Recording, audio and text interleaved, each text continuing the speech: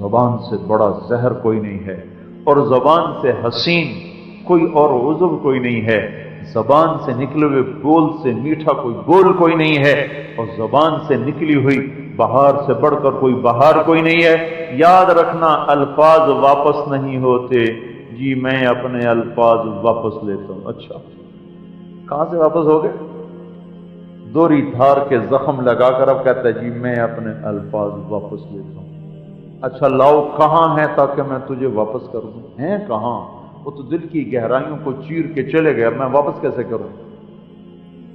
اور 3-4 دن پہلے کی بات ہے، ایک آدمی نے میرے اوپر بڑی چڑھائی کی، میں چپ کر کے سنتا رہا، پھر آخر اس کو خود ہی شرم آ گئی۔ جب آدمی اگلا بولے گا نہیں تو اگلا کہیں تو چپ ہو، تو میں چپ سنتا رہا، پھر کہا اچھا جی میں اپنے الفاظ واپس لیتا ہوں۔ تو اس وقت میں نے اتنا ضرور کہا میرے عزیز الفاظ کبھی واپس نہیں ہوا کرتے، میں اپنے الفاظ واپس لیتا ہوں۔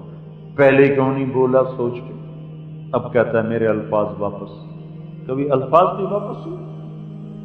ہوا کے دوش پہ سوار ہوئے، ساری دنیا میں پھیل گئے، جسم کی دنیا کو وہ زہر میں بھر کے چلے گئے، کہتا جی اب میرے الفاظ واپس۔ ہائے ہائے، تو پہلے ہی اس کو قابو میں رکھو۔ تو کیا کہا؟ تصفحوا تعفو وتصفحوا، اپنے دل کو بھی دھو صاف کرو۔ تیسرا درجہ کیا ہے؟ وتغفروا، تغفروا کا کیا مطلب ہوتا ہے؟ معاف کرنے کے ساتھ کچھ ہدایہ بھی دینا۔ ہم جو کہتے ہیں نا اللہم اغفر لی، اللہم اغفر لی، تو اس میں یہ مفہوم چھپا، یا اللہ معاف کر کے ساتھ کچھ عطا بھی فرما۔ یہ صرف لفظ غفر میں شامل ہے۔ تغفروا معاف کرو، مٹی ڈالو، تصفحوا دل صاف کرو، تغفروا صفائی کے ساتھ، معافی کے ساتھ۔ جس نے تمہارے ساتھ برا کیا نا اس کو کچھ ہدیہ بھی دو، کچھ کھانا بھی کھلاؤ، کچھ تحفہ بھی دو، تو ساری کالونی جنت بن جائے گی۔ اور اگر بدلے لیتے رہے، اس نے مجھے یہ کہا میں یہ کہوں گا، تو ایک سنائے گا میں 10 سناؤں گا، کھری کھری سناؤں گا، کھری کھری۔ اگر یہ چلتا رہا تو سارا ہری پور ہرے ہونے کی بجائے سیاہ ہو جائے گا۔ تو بھائیو محبتیں پھیلاؤ، نفرتیں مٹاؤ، زبان کو تالے لگاؤ، آہ نہ کر لبوں کو سی، عشق ہے دل لگی نہیں، سینے پہ تیر کھائے جا، آگے قدم بڑھائے جا، یعنی زبان حال سے کہہ دے کہ ہاں ستائے جا۔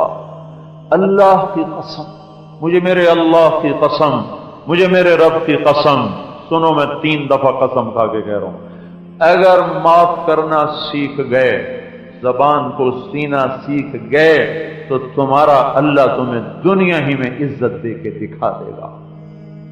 جنت تو بعد میں ہے، یہی دیکھو گے تم اونچے ہو جاؤ گے، دوسرے نیچے ہو جائیں گے۔ یاد رکھو میرے بھائیو، حسن اخلاق اسلام کا سب سے مشکل سبق ہے۔ نماز پڑھنا محنت چاہتا ہے، روزہ، حج، زکوٰۃ محنت طلب کام ہے، لیکن یہ بڑے آسان ہیں اخلاق کے مقابلے میں۔ ساری رات نفل پڑھنے آسان ہے اور زبان کو غیبت سے روکنا مشکل ہے۔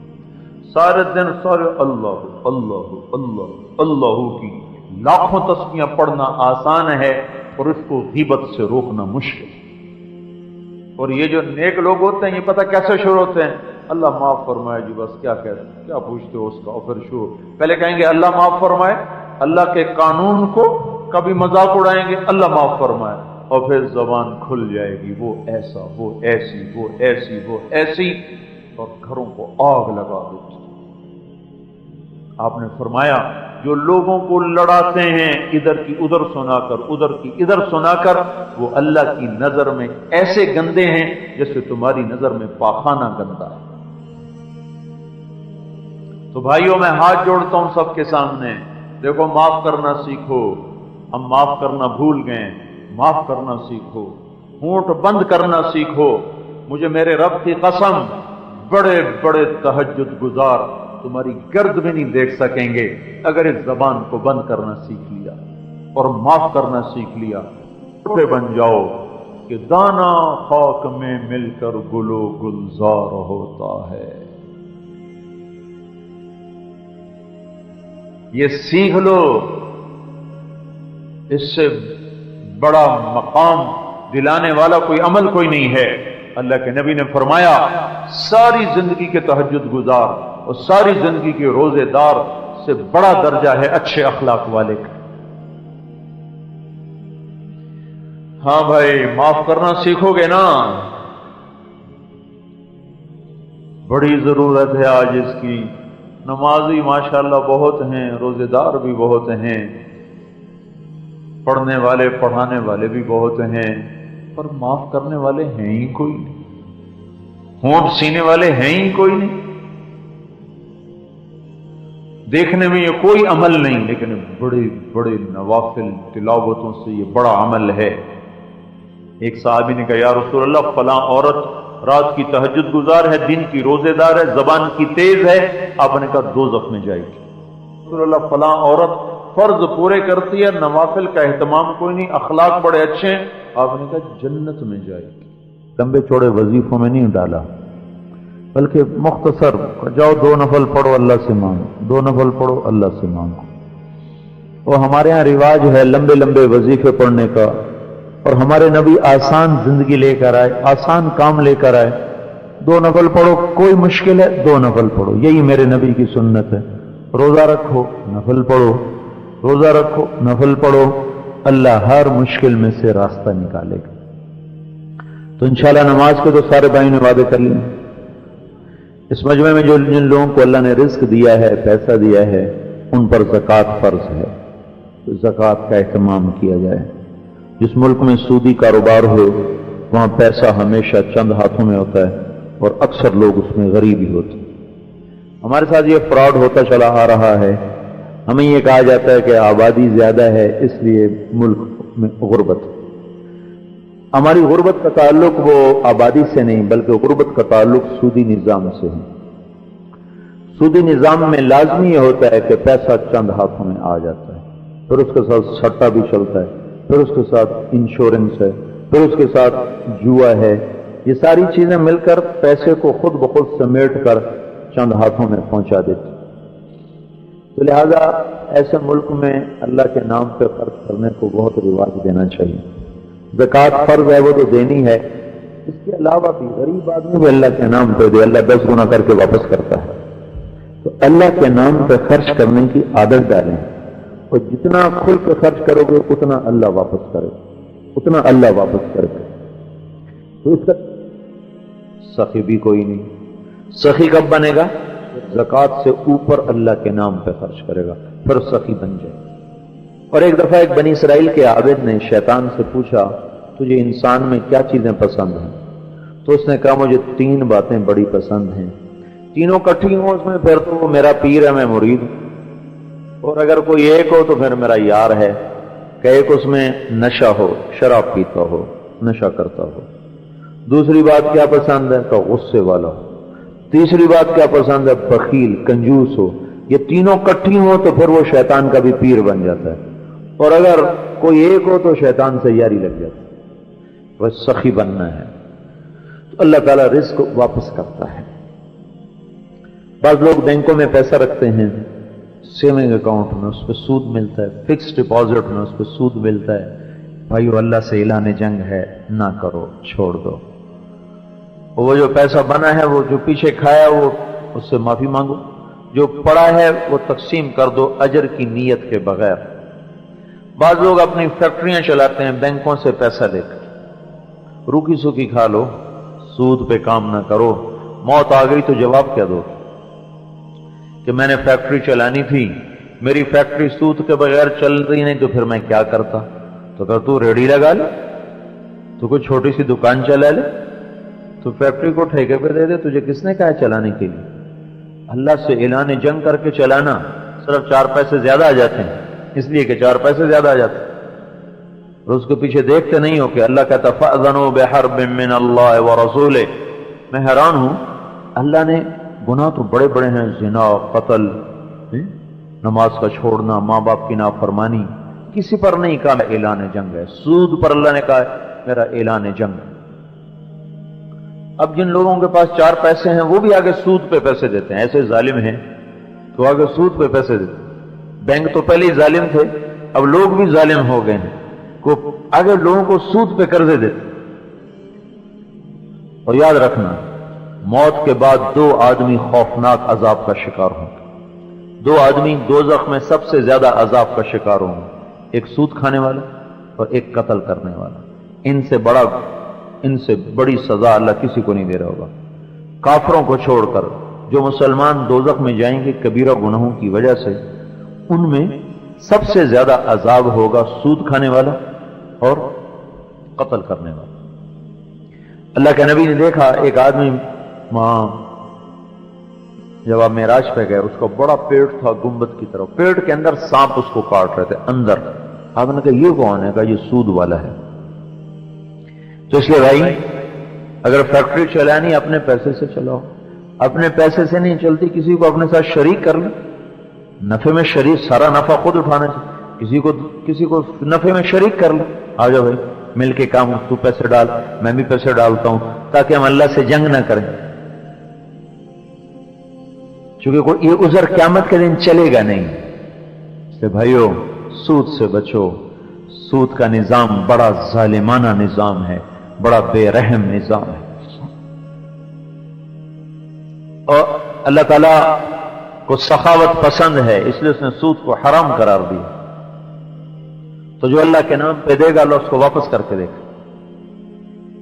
इसलिए भाइयों जिसको दो छुपा के दो, ऐलान करके ना दो, फिर एहसान ना जितलाओ, वरना की किराई सारी खराब हो जाए।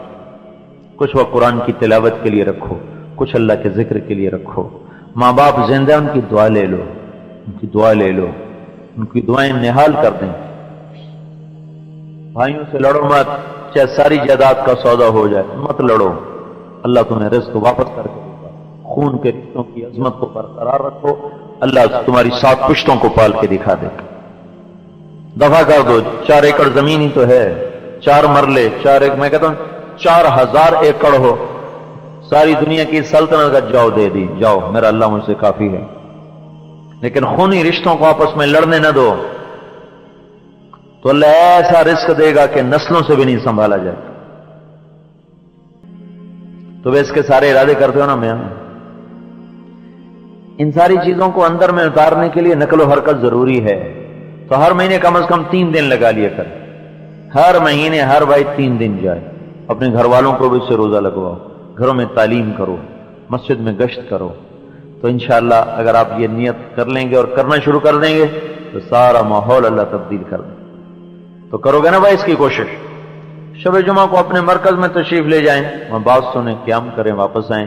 देखो तबलीग के काम को अफराद पे ना परखना, तबलीग वाले ऐसे, तबलीग वाले ऐसे, ये कभी ना परखना वरना गिर जाओगे, हलाक हो जाओगे।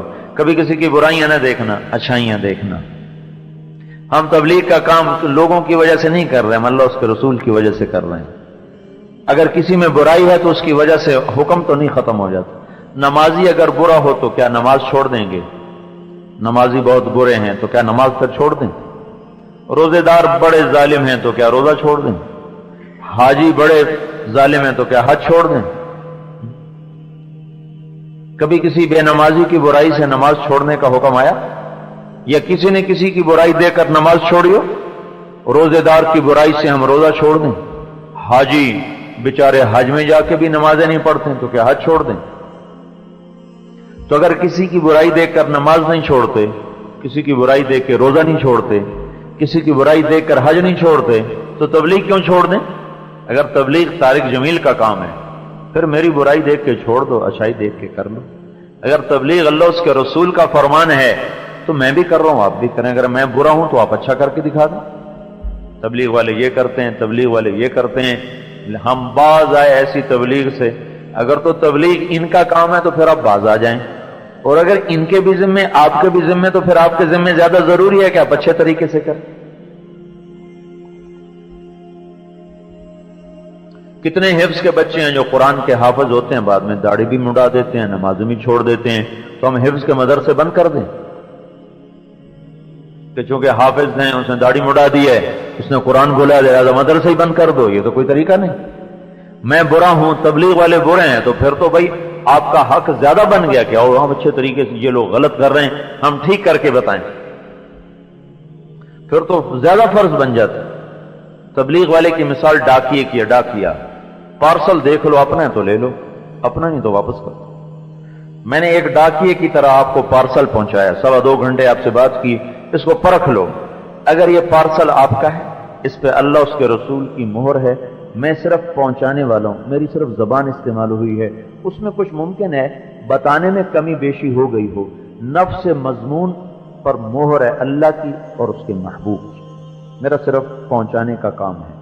اب میرے کپڑے اچھے ہیں یا برے، میرے کپڑے میلے ہیں یا اجلے، میں نیک ہوں یا بد، یہ آپ کے ذمے نہیں مجھے دیکھنا، یہ میرے رب کے ذمے ہے مجھے دیکھنا۔ آپ اپنا پارسل دیکھ لیں، آپ کا ہے لے لیں، آپ کا نہیں واپس کر دو۔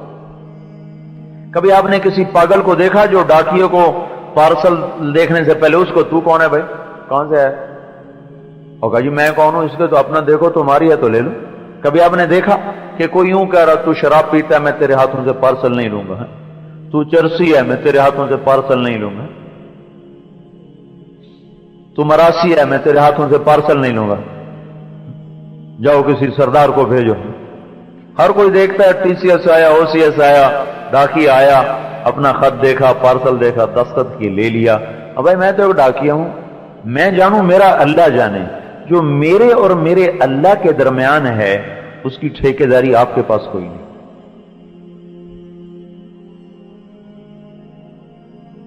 میں نے اگر بول میں خیانت کی ہو اس کو آپ ضرور پکڑیں کہ تم نے یہ بات حدیث ہمیں غلط سنائی ہے، تم نے یہ آیت ہمیں غلط ترجمہ کر کے دی، تم نے ہمیں اپنی طرف بلایا ہے، اگر اس میں نے خیانت کی ہو تو اب مجھے ضرور پکڑیں۔ باقی میرا عمل، میری نیت، یہ میرا اور میرے اللہ کا معاملہ ہے۔ اگر اس طرح آپ چلیں گے تو آپ ترقی کریں گے۔ اگر لوگوں کو دیکھتے پھریں گے تو ایک تو آپ اللہ کی نظروں سے گر جائیں گے، جو اوروں کے عیب دیکھتا ہے فوراً اللہ کی نظر سے گر جاتا ہے، فوراً، دیر نہیں لگتی، اسی وقت اللہ کی نظروں سے گر جاتا ہے۔ دھن رے دھنیے اپنی دھن، پرائی دھنی کا پاپ نہ پن، تیری روئی میں 4 بنولے، سب سے پہلے ان کو چن۔ کبھی اوروں کے عیب نہ دیکھنا ورنہ اللہ کی نظروں سے گر جاؤ۔ علماء یہ کرتے ہیں، یہ امام مسجد یہ کرتے ہیں، یہ قاری یہ کرتے ہیں، یہ تبلیغ والے یہ کرتے ہیں۔ کبھی اپنے آپ کو بھی دیکھ لیا کرو کہ میں کیا کرتا ہوں، نہیں میں تو بہت اچھا ہوں، میں تو بہت اچھا ہوں۔ یہ جذبہ لے کے مر گئے تو ویسے ہی اللہ کے دربار سے مردود ہو جائیں گے۔ تو بھائیو، تبلیغ سنت کا فریضہ ہے، اگر ہم برے ہو کے کر رہے ہیں تو آپ اچھے ہو کے کریں، ہم سے نہیں ہو رہا ٹھیک تو آپ ٹھیک سے کریں۔ لیکن میری غلطی سے تبلیغ چھوڑنے کا حکم نہیں ہے، جیسے میری غلطی سے نماز چھوڑنے کا حکم نہیں ہے، روزہ چھوڑنے کا حکم نہیں ہے۔ لہذا بھائی، کبھی اوروں کی کمیاں نہ دیکھنا، ہمیشہ اپنی کمیاں دیکھنا۔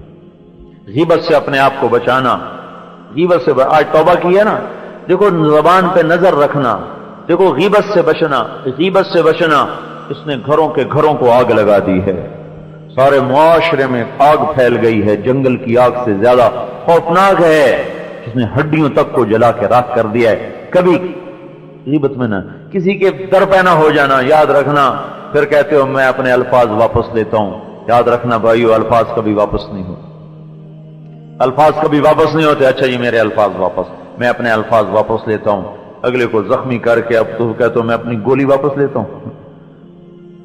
اور زبان کا زخم گولی کے زخم سے زیادہ خوفناک اور گہرا ہوتا ہے، زبان کے لگائے زخم بھرتے ہی نہیں ہیں۔ تو وہ لفظ جس پہ آپ کو کہنا پڑے کہ میں اپنے الفاظ واپس لیتا ہوں، انہیں بولنے سے پہلے ہی واپس لے لیا کرو، انہیں زبان پہ آنے ہی نہ دو کہ بعد میں کہتے پھرو میں اپنے الفاظ واپس لیتا ہوں۔ اس لیے بھائیو، اپنی زبان کو غیبت سے بچانا بہت بڑی بندگی ہے، 1000 نفل سے بھاری ہے اپنے بول کو غیبت سے بچا لینا، 1000 تسبیح پہ بھاری ہے اپنی زبان کو غیبت سے بچا لینا، ساری رات کی تہجد پر بھاری ہے اپنی زبان کو غیبت سے بچا لینا۔ जो तुम्हारी गिबत करे तुम उसकी तारीफ करो, अल्लाह की नजरों में ऊंचे हो जाओ। जो तुम्हारी बुराइयां बयान करे आप उसकी अच्छाइयां बयान करें। जो आपको गिराने की कोशिश करे आप उसको उठाने की कोशिश करें। जो आपका हाल ना पूछे आप उसको खाने खिलाएं, तो आपका मुआशरा जन्नत बन जाएगा। आप जन्नतुल फिरदौस के वारिस बन जाएंगे। अल्लाह के महबूब तरीन बंदों में आपका शुमार हो जाएगा। अल्लाह ताला ने अखलाक की बड़ी कीमत लगाई। इसलिए भाइयों, ये गीबत एक ऐसा गुनाह है जिसने घरों को तबाह बर्बाद करके रखा। ना अपने बच्चों को इजाजत दो कि किसी की बुराई आपके सामने सुनो ही नहीं, ना खुद आपस में बैठ के करो, ना बच्चों को करने दो।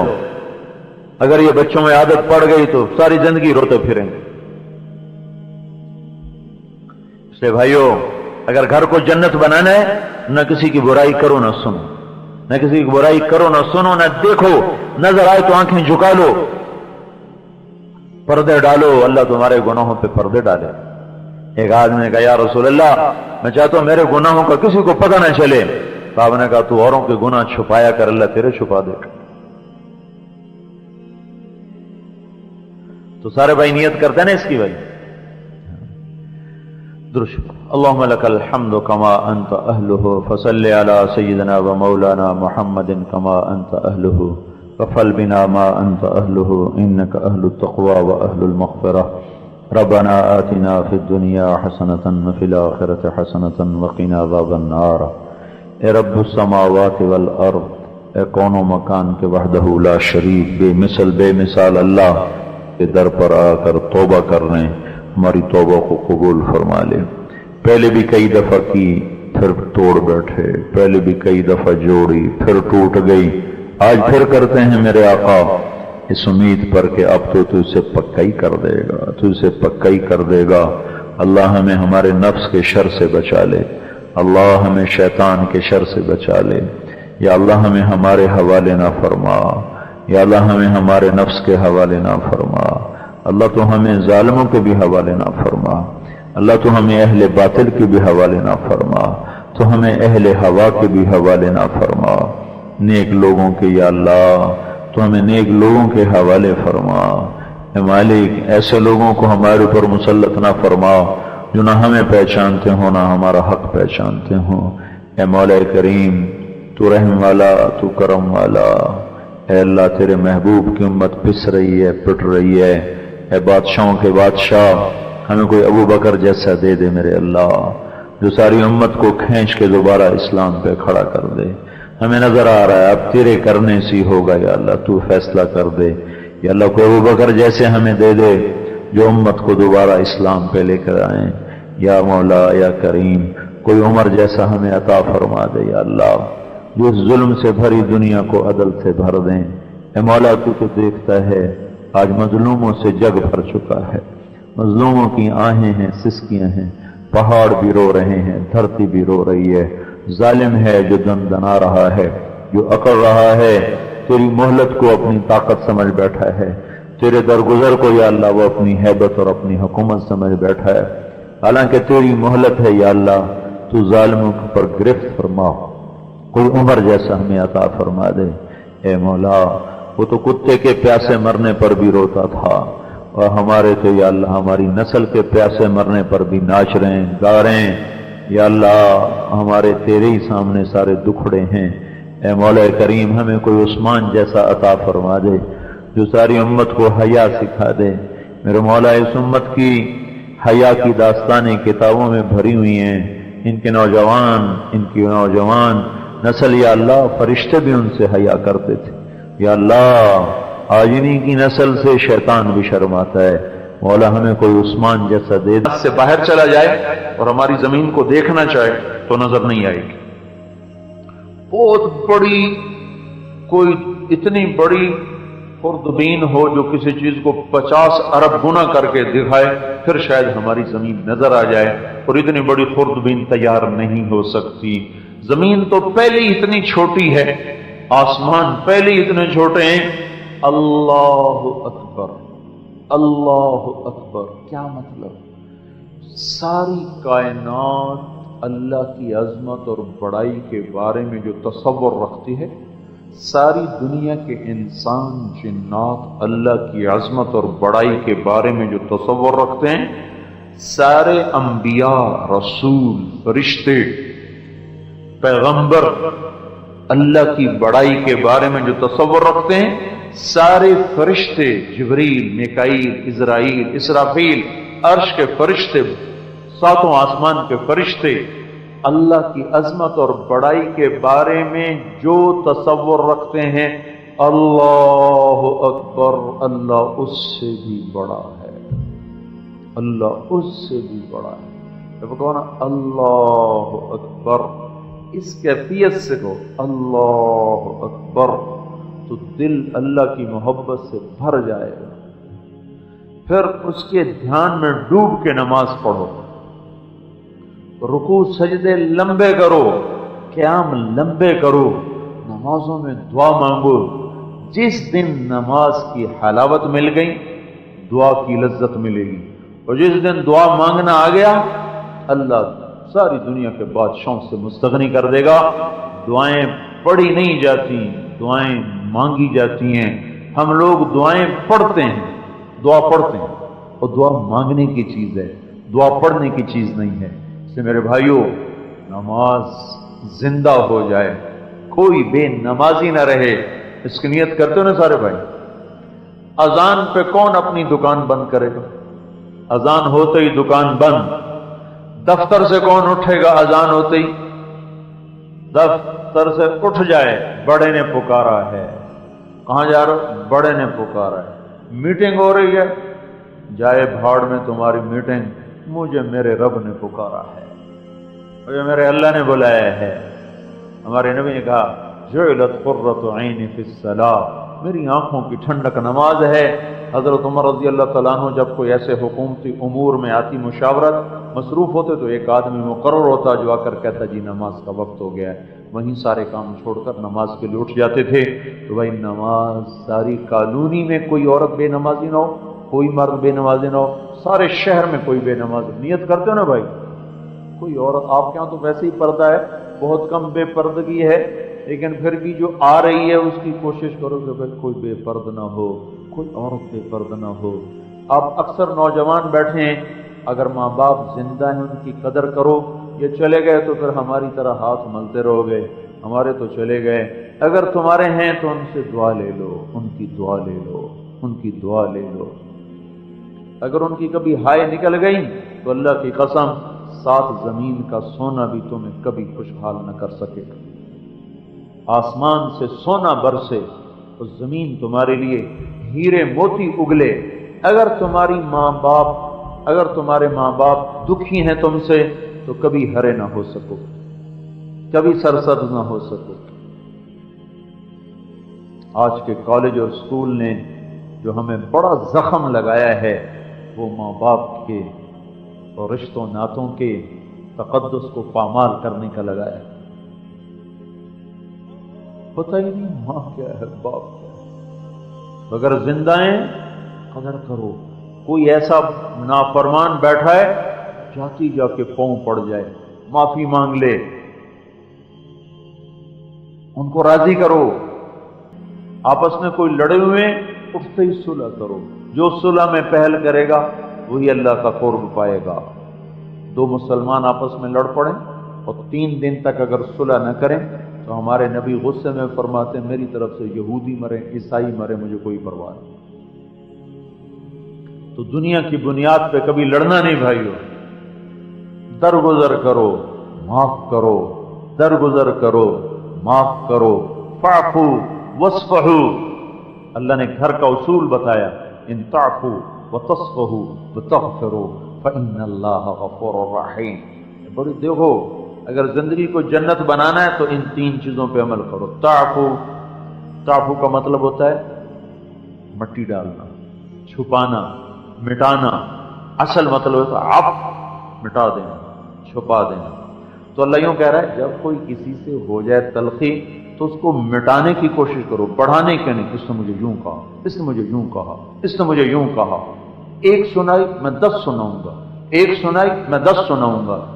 اسلام نے بدلے کی اجازت دی ہے، معاف کرنے کی ترغیب دی ہے، کیونکہ بدلہ لینا آسان کام نہیں، بدلہ لینا بڑا مشکل کام ہے۔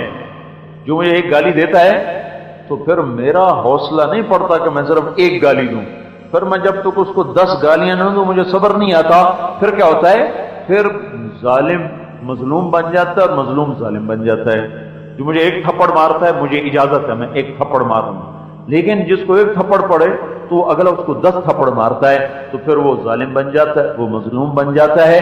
بدلہ لینا آسان نہیں ہے۔ اور شریعت کے حسن دیکھو، اگر مجھے کسی نے لاٹھی ماری تو مجھے اجازت ہے میں بھی اس کو یہاں لاٹھی ماروں، اور اگر اس کے لاٹھی مارنے سے میری ہڈی ٹوٹ گئی تب شریعت مجھے پابند کرے گی بدلہ نہیں لے سکتے ہو، یا معاف کر لو یا پیسے لے لو، بدلہ نہیں لے سکتے، یا معاف کرو یا پیسے لو۔ کیوں بدلہ نہیں لے سکتے؟ کہ میری ہڈی ٹوٹ گئی 1 انچ، اب تم نے لاٹھی مار کے ہڈی توڑنی ہے تو کیا ضمانت ہے کہ 1 انچ ٹوٹے گی؟ اگر 1.25 انچ ٹوٹ گئی تو پھر اس کی اگلا 1.25 اس کی توڑو، پھر اس کی 1.5 ہوگی تو 1.5 اب اس کی توڑو۔ تو چونکہ کوئی پیمانہ نہیں ہے لہذا اللہ کی شریعت کہتی ہے بس اب بدلہ نہیں لے سکتے، یا معاف کرو یا پیسے لو، بدلہ نہیں ہو سکتا۔ بدلہ لینا آسان نہیں ہے، اور بدلہ لینے میں تو قتل تک پہنچ جاتے ہیں، گالی دینے پہ قتل کر دیا۔ اور یاد رکھنا دوزخ میں سب سے شدید عذاب 2 آدمیوں کو ہوگا، سب سے شدید عذاب دوزخ میں 2 آدمیوں ہوگا اہل ایمان میں سے، ایک تو نا کافر ان کی الگ، ایک ہے جہنم جو ہے ہی مسلمانوں کے لیے، اس میں پہلا دوزخی قابیل ہے اور آخری جوہینہ ہے۔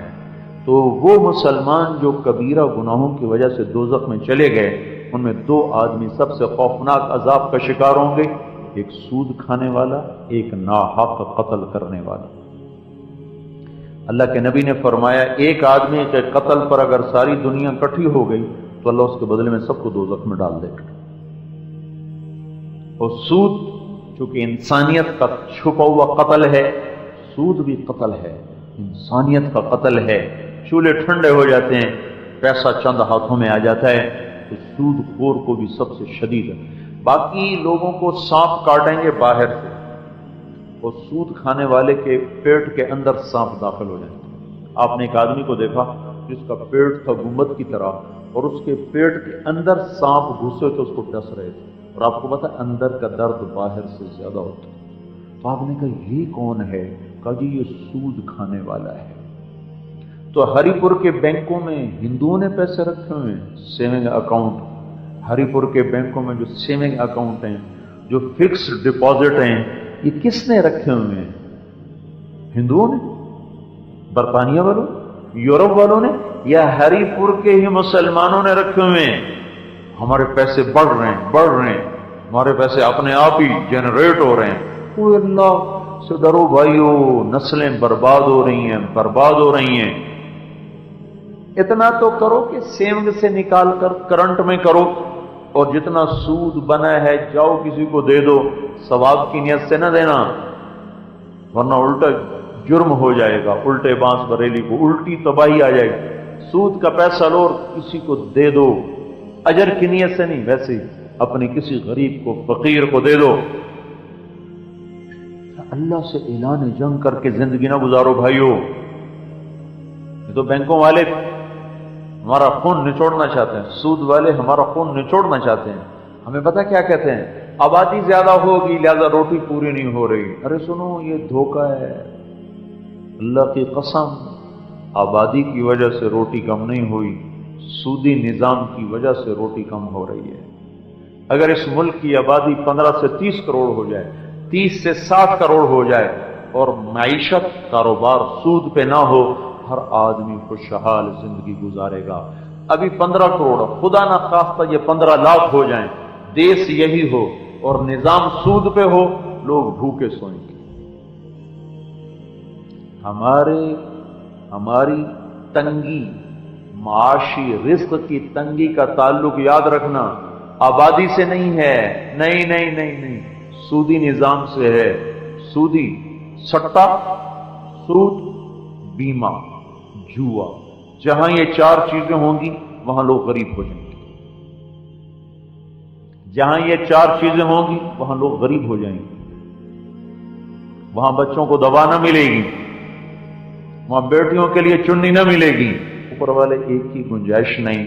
یہاں کوئی سکول ہوگا، اس سکول کے ہیڈ ماسٹر کو یہ پتا ہے کہ میرے سکول میں 200 بچے پڑھ سکتے ہیں، 200 بچیاں پڑھ سکتی ہیں، اس سے اوپر وہ معذرت کرے گا جی اس سے زیادہ گنجائش نہیں۔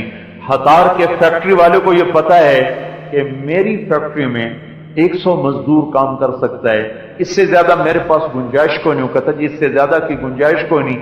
اب سوچو تو صحیح، اللہ ہی ایسا ہے جس کو پتہ ہی کوئی نہیں مجھے پاکستان میں کتنے پیدا کرنے ہیں اور کتنے مارنے ہیں، لہذا آبادی بڑھ گئی ہے، روٹی تھوڑی ہو گئی ہے۔ یہ تو اللہ کو سمجھانے والی بات ہوئی نا، یا اللہ تجھے تو پتہ نہیں چل رہا کہ بھیجنے کتنے، ہماری روٹی نہیں ہو رہی، تو ہمیں بیٹے ہی دیتا جا رہا، اولاد ہی دیتا جا رہا ہے، تو ہم برتھ کنٹرول کریں گے۔ وہ یہ فریب ہے، دھوکہ ہے۔ ہمارے نبی نے کہا اس عورت سے شادی کرو جو محبت کرنے والی ہو، بچے زیادہ دینے والی ہو، کہ میں قیامت کے دن تم پہ فخر کروں گا کہ یا اللہ میری امت سب سے زیادہ، میری امت سب سے زیادہ۔ یہ کیا ہوا ہے؟ چونکہ انہوں نے جب اس کو وجود دیا اور ادھر سے عورت مرد کا آزاد اختلاط ہوا تو نکاح ختم ہو گیا۔ جب نکاح ختم ہوا تو لڑکی کو بچے کو سنبھالنا ہے، گھر کو سنبھالنا ہے، نوکری بھی کرنی ہے، نہ خامد ہے جو ساتھ دے، نہ ماں ہے جو ہاتھ بٹائے، نہ ساس ہے جو ساتھ دے، نہ کوئی بہن ہے، نہ خالہ ہے، نہ دادی ہے، نہ نانی ہے، نہ پھوپھی ہے۔ اس بچی نے اکیلی نے سر پہ اولاد کو سنبھالنا ہے، اکیلی نے، لہذا ادھر سے طبیعت میں آ گئی آوارگی، آزادی، اور ادھر زندگی کی معاشرت کے اصول ٹوٹ گئے، خامد کوئی نہیں ملتا وہاں کی عورت، لہذا اس بچی نے اکیلا سنبھالنا ہے، تو کہ مجھے اولاد نہیں چاہیے، مجھے اولاد نہیں چاہیے۔ تو کیا نتیجہ نکلا کہ آج یورپ مائنس میں جا رہا ہے، پیدا تھوڑے ہوتے ہیں، مرنے والے زیادہ ہیں، مرتے زیادہ ہیں، پیدا تھوڑے ہو رہے ہیں۔ اٹلی اس میں آگے جا رہا ہے، ہر سال بچوں کے اسکول بند ہو رہے ہیں، ادھر ہر سال نئے اسکول کھل رہے ہیں، ادھر ہر سال اسکول بند ہو رہے ہیں۔ جرمنی میں میں نے سفر کیا، 100 گاڑیاں گزرتی تھیں اور ایک آدمی جا رہا، ایک لڑکی جا رہی، یا 2 جا رہے ہیں، کوئی 100 گاڑی کے بعد ایک گاڑی نظر آتی تھی جس میں کوئی بچہ بیٹھا ہوتا تھا، ورنہ اکیلے۔ یہ تو اللہ کا شکر ہے کہ ہمارے صرف پڑھے لکھے لوگ بیوقوف بنے ہیں، باقی دیہاتی لوگ ابھی بھی سمجھدار ہیں، اللہ کے فضل سے۔ ڈگی میں بھی بچے بیٹھے ہوتے ہیں، ڈگی میں بھی بچے بیٹھے ہوتے، پچھلی سیٹ پہ 3 کی بجائے 8 بیٹھے ہوتے، گودی میں، وہ اس کی گودی میں، اس کی جھولی میں۔ یہ صرف پڑھے لکھوں کو انہوں نے بیوقوف بنایا ہے۔ ہمارا چونکہ 70% طبقہ تو دیہات میں رہتا ہے، اور غریب آدمی کو ویسے ہی پرمن کہتا شکر ہے ایک اور آ گیا، ایک مزدور اور پیدا ہو گیا، ایک مزدور اور پیدا ہو گیا۔ وہ تو شکر کرتے ہیں کہ ایک مزدور اور پیدا ہو گیا۔ مالدار پریشان ہوتے ہیں، جائیداد تقسیم ہو جائے گی، زمین تقسیم ہو جائے گی، گھر تقسیم ہو جائے گا، دکان تقسیم ہو جائے گی، پھر کیا بنے گا، پھر کیا بنے گا۔ بے وقوف جیسے خود رازق بنے بیٹھے۔ تو غریب کہتا چلو ٹھیک ہے ایک اور آ گیا، ایک اور آ گیا۔ فریب دیا ہے، باطل ہمیں فریب دے گیا، اور تمہاری روٹی پوری نہیں ہو رہی، آؤ ہم تمہیں پیسے دیتے ہیں، تم آبادی گھٹاؤ، ہاں بخشو ری بلی چوہا لنڈورا ہی بھلا، ہم ایسے ہی ٹھیک ہیں، ہمارا رازق اللہ ہے اور اس کے خزانے کم نہیں ہوئے ہیں کہ آبادی گھٹانے کی سوچیں۔ ہاں سود ختم کرو، جھوٹ ختم کرو، بیمہ ختم کرو، سٹا ختم کرو، جوا ختم کرو، دنیا خوشحال ہو جائے۔ اس لیے میرے بھائیوں، ان بینکوں سے سود تو مٹا دو، اپنے اکاؤنٹ تو تبدیل کرو، پھر اللہ برکتیں دے گا، اللہ رحمتیں لائے گا، اللہ محبتیں لائے گا۔ جس گھر میں حرام پیسہ گیا اسی گھر سے محبتیں رخصت ہوگی، چین چلا گیا، الفتیں چلی گئیں۔ इसलिए भाइयों इसकी नीयत करो भाई, अपने पैसे को पाक करना है, ठीक है ना भाई। हराम लुकमा मुंह में न जाए, याद रखना।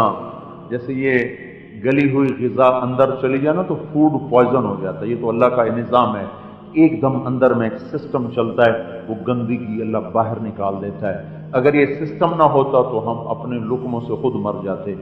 ऐसे ही हराम लुकमे की ताज़ा रोटी, ताज़ा गोश्त, ताज़ा दूध, ये भी फूड पॉइजनिंग है, लेकिन ये रूह पे जाके पॉइजन बनता है।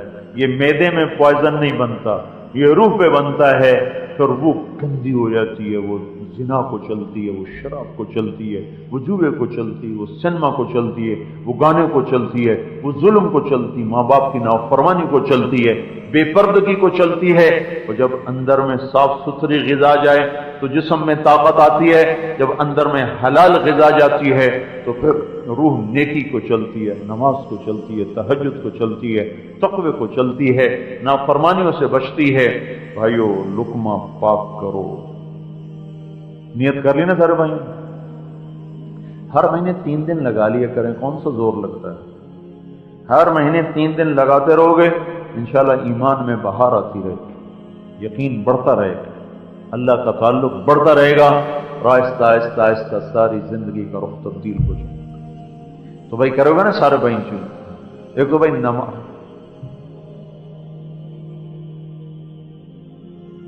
एक तो नमाज नहीं छोड़नी भाई। माँ बाप जिंदा हैं तो उनकी दुआ लेनी है। आपस में लड़े हो तो सुलह कर लो, मोहब्बतें रखो, माफ करना सीखो। मैं ये उसूल बताते भूल गया, इंताफु व तस्फहु व तगफिरु। आफ छुपाना, मटी डालना।